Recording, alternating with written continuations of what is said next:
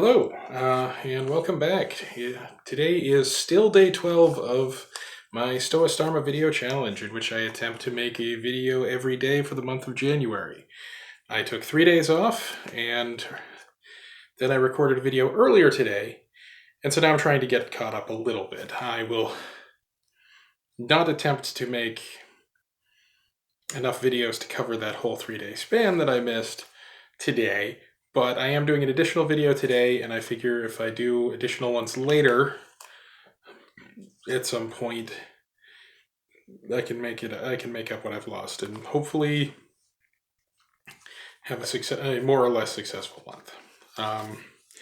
So this is day 12 and video number 10. And today's video, what I pulled earlier, was a little known fact about World War II. And so I'm actually going to give you 3 little known facts about World War II that I am combining into one topic because I didn't think any one of them alone was going to be long enough to make a video out of, and the 3 of them are also very similar concepts. And today what I'm going to be talking about are projects attempting to use animals as explosive delivery systems in World War II. The first of these was known as Project Pigeon. This was a concept put together by B.F. Skinner, the father of operant conditioning. And the basic idea was to use pigeons as a guidance system for bombs. So these bombs that were dropped from the plan was to drop the bombs from planes. And inside the bomb, in addition to the payload, there would be a small chamber with a pigeon, and the pigeon would be looking at a screen. The pigeons would be conditioned to peck at the screen on a specific target. So in advance, they would have to know what the target was, and then train the pigeon to peck at any image of that target they see. And then the pigeon would be put into this container. It would peck at the target on the screen, and sensors inside would detect the pigeon's movements and attempt to guide the bomb using the pigeon's movements as it pecked at the picture of the target on the screen.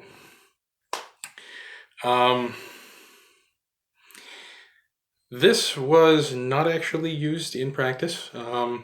We weren't dropping pigeon bombs everywhere, but it was something that was attempted, and money was given to Skinner for the research. Skinner did the research. It just never quite made it to the actual use stage. The next project was, interestingly, a concept that was put together by a dental surgeon named Little S. Adams. And I'm not sure how he came up with this. Again, he was a dental surgeon. He was not a bat researcher or anything like that. B.F. Skinner worked with pigeons all the time, so I can understand why he would come up with that. But I'm not sure where this idea came from originally. But the idea, and not only was this something that the government considered, they put money into, and test runs were done.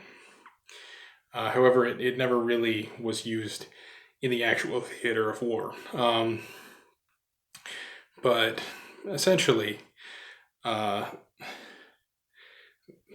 bats were captured, and they would make a pellet out of cellulose, fill it with napalm, and then they would glue the pellet to the bat.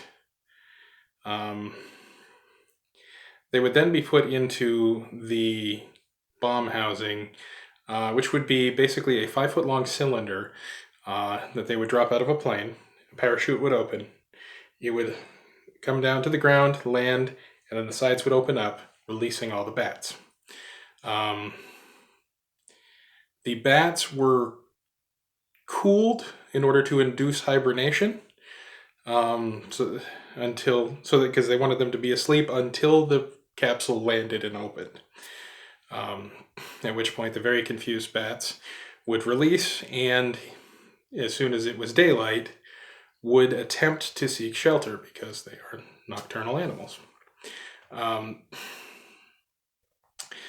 So the bats would disperse out of the canister when it opened and would fly an estimated 40-mile radius to where they would find places to roost until nightfall again.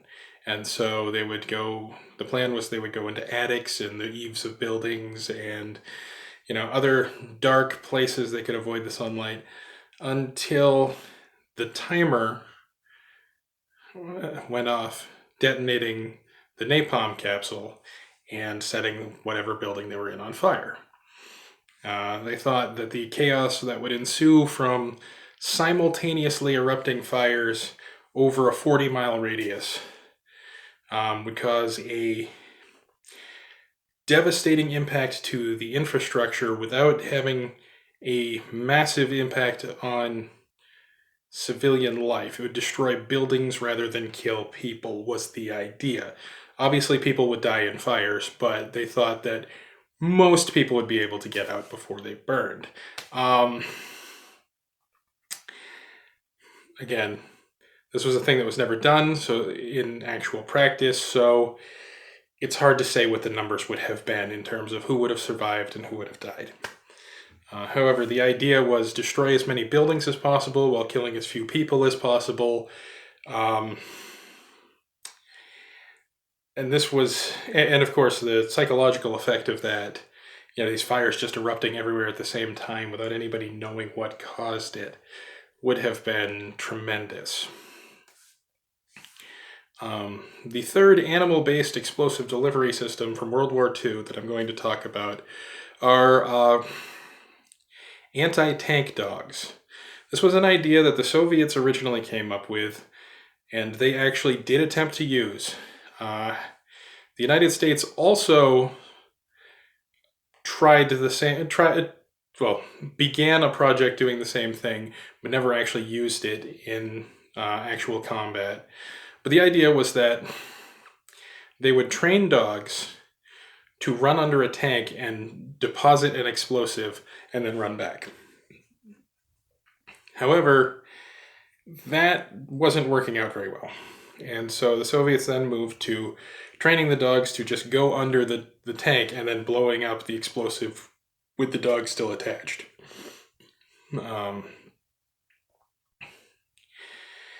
However, there was a major problem the Soviets had with this, and that was in training the dogs, they needed actual tanks to train on. So the most natural thing was for them to train them using their own tanks. But there was a major problem with that, and that was that Soviet tanks ran on diesel fuel, whereas German tanks ran on gasoline. So the Soviets unknowingly trained the dogs to blow up their own tanks rather than the German tanks, because the dogs would go for that smell of diesel. So ultimately, that was not something that was widely used, but it was used. Again, the American program with that never actually saw real-world use. I was unable to find out why. May have just been a matter of timing. The war may have come to an end before that project got off the ground. But anyway, these are three very unusual concepts from World War II. I don't think most people know about, the Pigeon-Guided missiles or bad bombs. Tank dogs, I think, are a little more well-known than the other two, but just the idea is that these three very different projects involving animals delivering explosives were going on. But yeah, I found that interesting, and hopefully you did too. And now I'm going to end this video by pulling another topic out of the hat for next time. And so next video is going to be about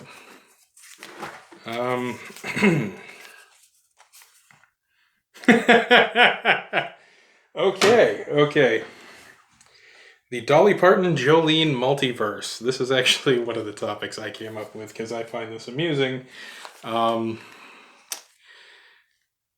song Jolene by Dolly Parton has had many follow-up and response songs by other musicians that take the story from that song in vastly different directions. And so we'll talk about that next time. Thanks for watching. If you enjoyed this, you know how YouTube works, you know the buttons, you know what to click. So see you next time, and until then, stay spooky.